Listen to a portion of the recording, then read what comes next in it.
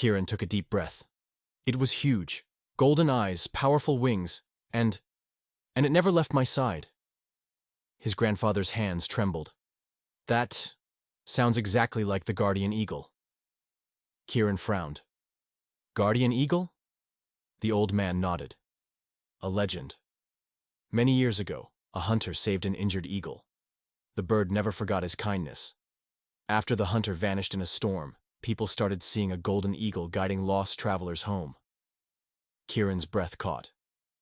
You're saying it's the same eagle? But that would mean... His grandfather's voice was barely a whisper. It's not just a bird. It's a spirit of the mountain.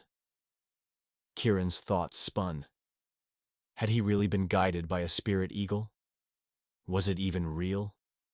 But before he could speak, a young boy from the village ran toward them, panting. There's something in the forest, he gasped.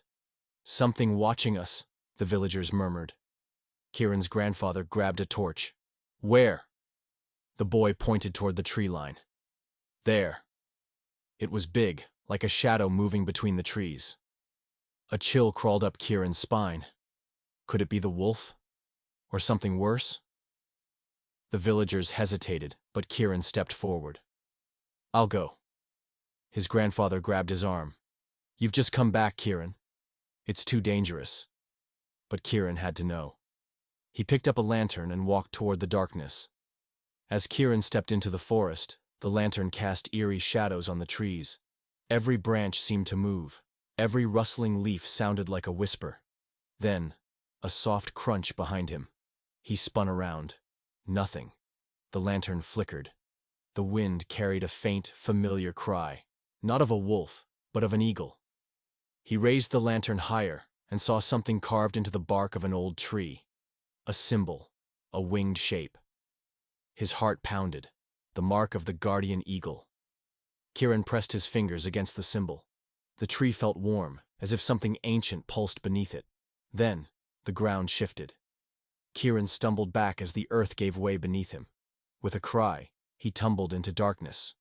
When he hit the ground, he groaned, looking around. He had fallen into a hidden cave. The walls shimmered faintly, as if starlight was trapped in the stone. And then, he heard a whisper. Not a voice. Not wind. A sound like wing beats echoing through time. The message from the past. Kiran slowly stood up, the cave cold around him. On the walls he saw drawings. Not just any drawings.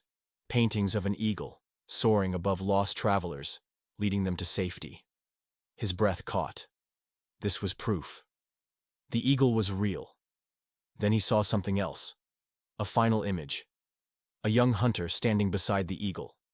And below it, words carved into the stone. The eagle chooses the lost, and the lost find their path. Kiran's hands trembled. Had he been chosen?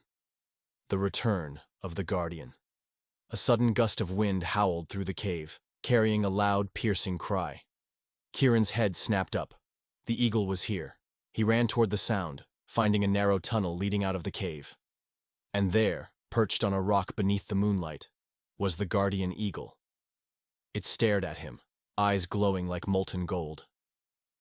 Kiran stepped closer. You brought me here for a reason, didn't you?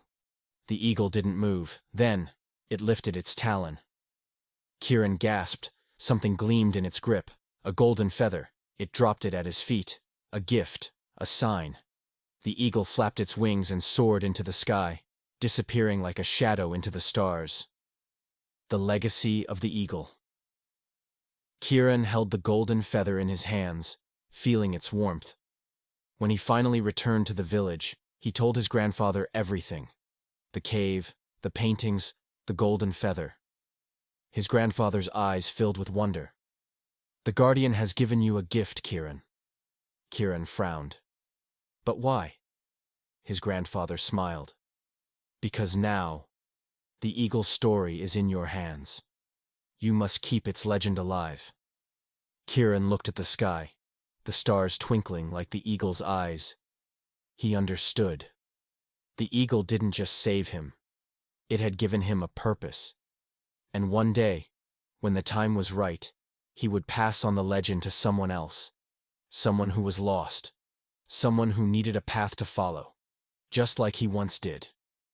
Moral of the story: sometimes being lost isn't the end. It's just the beginning of a greater journey. Next time you feel lost, whether in the world or in life, look for the signs. Sometimes the answers are already around you, waiting for you to see them.